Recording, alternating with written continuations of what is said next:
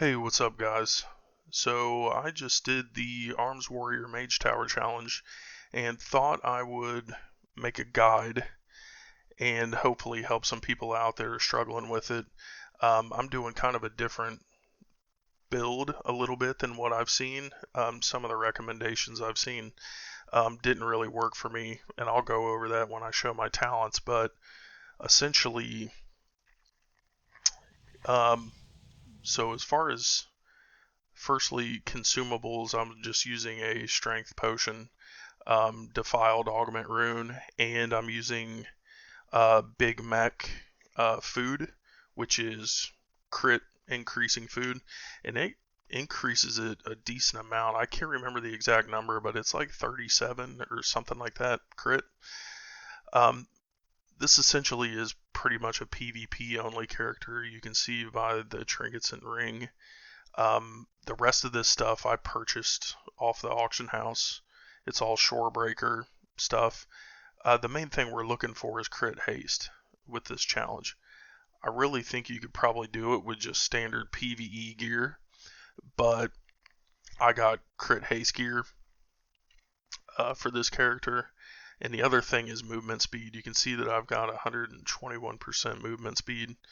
That coupled with the crit and haste, I think helped a lot. As far as the enchants, they're just basic enchants. Speed, waking stats, speed. I put burning writ on this. You could do sophic writ if you wanted to. Just too expensive for what we're doing here. The rest of it's just crit haste and primary stat increase from on-use trinket, and yeah, that's pretty much it. So as far as the talents go, most of the stuff that I had seen was a bleed type of build. So you would essentially be using Rend. You would use Thunderclap because that, you know, if you hit him with Thunderclap, it reduces speed and it kind of roots them. And Thunderous Roar, with some of these other talents, it increases your bleed. So you hit Thunderclap and you have Thunderous Roar on them, it keeps the bleed going, keeps your Rend up, essentially, without having to cast Rend. I just didn't like the way that played. So essentially, I just kept Spear of Bastion. I took Avatar, and then I also took Blade Master's Torrent down here, which essentially, when you activate Avatar or Blade Storm, the other one is cast at reduced effectiveness, which we'll see later on in the pool why I used that. And then I used Blade Storm and what is it? Ravager, I think it is, down here, which casts 2 Mortal Strikes as you're Blade Storming. Those are pretty much the main things. The rest of it is just your standard, Heroic Leap, Stormbolt, Rallying Cry, things like that. Ignore Pain. I'm essentially running like an overpowered and Mortal Strike build. So essentially for this first section, if you want to use your pots, you can, but I found that I killed him down to where it switches phases before my potions were up. So I opted not to use it because you have time here. You don't have to get him down as quick as possible. So I would try to pump as much damage as you can in this time period because there's not as much going on. So I lead with a spear and just go for it. Don't use your Avatar or Blade Storm. We want to save those for this phase. So this first one, I use Heroic Leap, and make sure that you jump fully before you Heroic Leap, or you'll clip those icicles and it'll kill you. You can use it on the first one because it'll be back up. The CD will be done and it'll be back up when you actually do need Heroic Leap. Other than that, this is just DPS.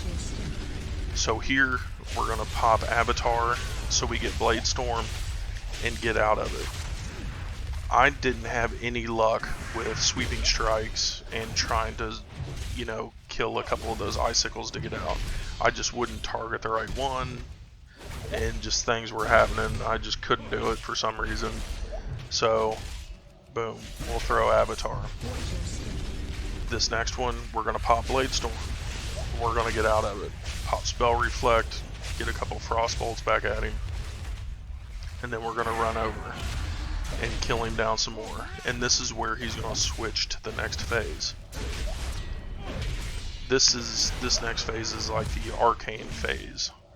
And one of the things that's actually going to happen here that you'll be able to see is I didn't see him immediately back here, and I started just freaking out. What you can do is kill these guys and they drop this bubble.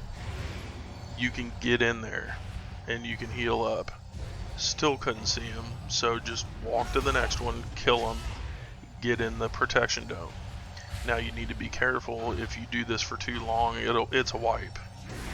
I am not sure of the time limit on it, but it will kill you. So you can't just follow these guys all the way over there. So kill a couple until you find him, heroically get over to him. Here again, he's going to send these orbs at you, the Shadow Barrage, and just dodge them. No big deal. Here, if you were taking some power, you need to interrupt draw power. If you wanted to knock one of those Arcane Barrages, you could pummel that if you're taking too much damage, and you still have Storm Bolt to interrupt the draw power. Then we're going to do the same thing here. He's going to do a draw power, interrupt, and then he's going to go back into the Frost phase again, where he's going to do the Blizzard and stuff again after this. So we're going to jump over to him. Make sure you jump up before you heroic leap, so you don't catch those purple arcane things. It'll kill you. We're having another Shadow Barrage here. So he will go down at 10%, so that's what we're trying to get him to.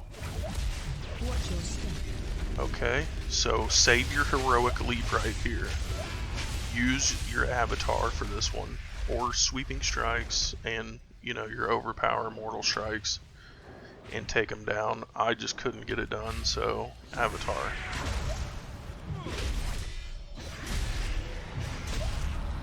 We're going to start pumping those executes. Try to get him down to 10%. Here we're going to shield. We're going to Spell Reflect.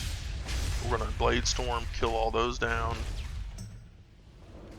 So here is where you could kind of mess up. Coming up, I'm getting him so close to 10% that I know he's about done. So he pops another one of those little Blizzard icicle things down, and I opt to go ahead and just heroic leap out because he's almost at 10%.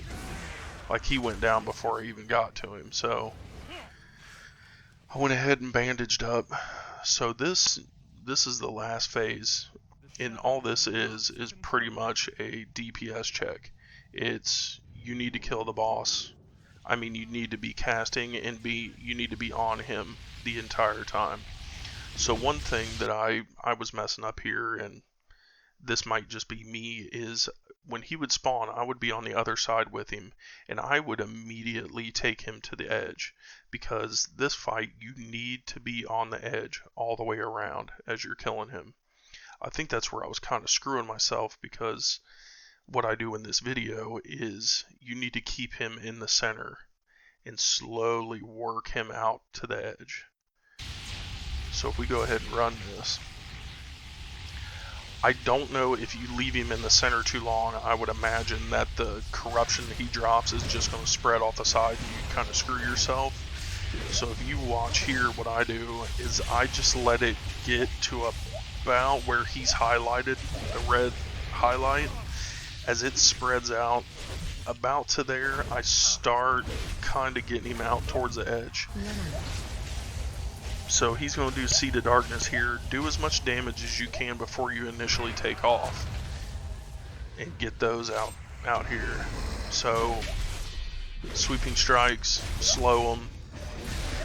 That'll take him down real quick. Then get back on him and get him out to the edge. So you can see, I kind of almost screwed myself. I stayed in the center a little bit too long, but it ended up working out. But here is where you're popping your potions. If you got drums, pop them. I mean, you need to get him damage down quickly, and you want to stay all the way to the edge. You're not going to fall off. It won't let you fall off. So just ride the edge and just stay out in front of him. The corruption's going to kill you if you get too close to him. If he's too far back into the corruption, just move forward a little bit and that'll drag him out of it. So like right there, I'm getting a little too close. He's too far back in there. And here's where you need to kind of hang in there and do some damage while he's casting that. You have a good, whatever, 5, 6, 7 seconds before you need to get out and get the adds away from him. If the adds make it to him, they're going to heal him. So you need to get him out. But you can hang in there a little bit and get some extra shots on him. One thing that you do need to be wary of doing this is when you drop these guys out here, they're going to take a straight line to the boss. So I think it's the next time that they spawn, you'll see, but they will take a straight line to him. So if you don't want to take them out so far that their path is going to be way out here to get to him. So you need to judge about how far out you need to go to keep them in the clear area. Again, we're just popping everything on him. We're throwing Avatar, we're doing Blade Storms, execute when you can, and just keep the pressure going. I think it's this next time when he goes for that cast again that I take him out just a little bit too far, and I don't know if it's this one or the next one. But they'll take a straight line, and you're going to be screwed. And if you try to run out there to kill them and they're too far in, you die very quickly to this corruption on the ground. Luckily enough, you can see this corruption's kind of over the side and it's not killing me, so I think I was a little bit lucky. Here I kind of opt for the Spirit Bastion to get him down quickly and then just get back on him. Essentially with the talents I'm running,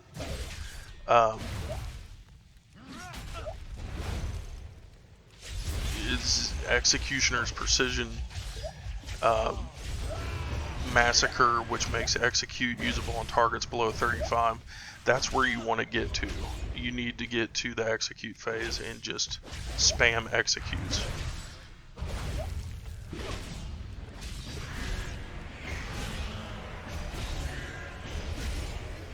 So we're just pumping executes on him, and you can see that I still have a decent amount of time before this closes in and you just are dead because the corruption's everywhere. But it still gets kind of close. Like, it definitely is a DPS check.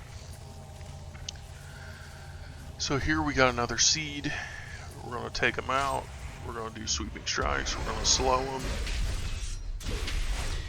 We're going to try to build our rage up, get them down, and then we're back on him.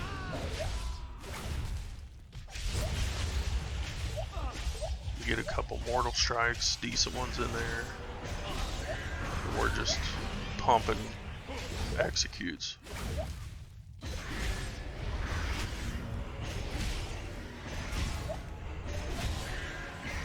And the reason why I'm moving side to side is like that is because I don't have a back pedal button. I only use QWE, and I use my mouse to move, so I can't really back pedal that much.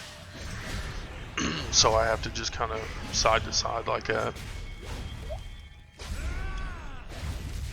And then here it gets kind of dicey, like I'm getting kind of close, so I'm popping, healing.